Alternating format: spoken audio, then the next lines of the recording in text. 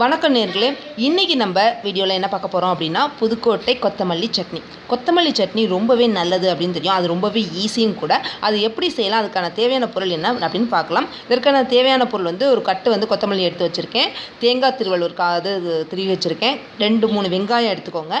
பச்சை மிளகா 1, பட்டை மிளகா 1 எடுத்துக்கோங்க. புளி கொஞ்சோண்டு, தேவையான அளவுக்கு கல் உப்பு. எப்போதுமே கல் உப்பு உபயோகப்படுத்துங்க. நம்ம இதில் அப்படி தான் உபயோகப்படுத்தும் இல்லையா. ஸோ கொத்தமல்லி தண்ணியில் ஊற்றி நான் அலசியிருக்கேன். இந்த பச்சை மிளகாவும் பட்டை மிளகாவும் கொஞ்சம் சின்ன புளி சொன்னேன் இல்லையா, அது உப்பு எல்லாம் எடுத்துகிட்டு வெங்காயம் எல்லாம் எடுத்துக்கோங்க. இதெல்லாம் சுத்தம் பண்ணி நீட்டாக உங்களுக்கு எவ்வளோ அளவு காரத்துக்கு தகுந்த மாதிரி தேங்காய் இதெல்லாம் எடுத்து வச்சுட்டு அதை மிக்சியில் போட்டு அரைக்க போகிறோம். இப்போ நம்ம அரைக்கிறதுக்காக மிக்சியை எடுத்து ரெடியாக வச்சுக்கலாம்.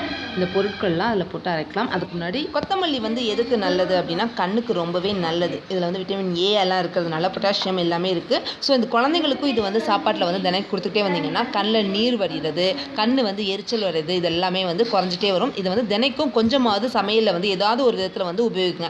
இப்போ நம்ம மிக்சியில் போட்டு இதை இது அரைச்சிக்கணும். அது எப்படின்னா கொஞ்சமாக உடனே தண்ணி ஊற்றிடாதீங்க. இது ஒரு அடிச்சுட்டு அதுக்கப்புறமா கொஞ்சம் தண்ணி விட்டு அரைச்சிங்க அப்படின்னா தான் நல்லாயிருக்கும். நம்ம என்னென்னலாம் சொன்னோமோ அதெல்லாம் போட்டிருக்கேன். இப்போ பாருங்கள், வெங்காயம், பட்டை மிளகா, புளி எல்லாமே போட்டு தேங்காய்லாம் போட்டு நான் அடிக்கிறேன். அதுக்கப்புறம் கொஞ்சம் தண்ணி தேவையான அளவு ஊற்றப்போகிறோம். ஸோ இதை தினைக்கும் சேர்த்துக்கணும் அப்படின்னு சொன்னேன். கண் எரிச்சல் போயிடும், அதில் கண்ணிலேருந்து நீர் வரியுது போகும் அப்படின்னு சொன்னால் அது மட்டும் இல்லாமல் இது உடம்புக்கு ரொம்பவே குளிர்ச்சியானது. கொத்தமல்லியில் லைட்டாக இந்த காரம் கொஞ்சம் இருக்கும்.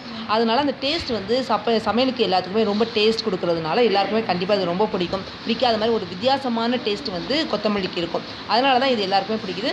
இதை கண்டிப்பாக நீங்கள் ட்ரை பண்ணி பாருங்கள். இந்த சட்னி தோசைக்கு, இட்லிக்கு எல்லாத்துக்கும் நல்லாயிருக்கும்.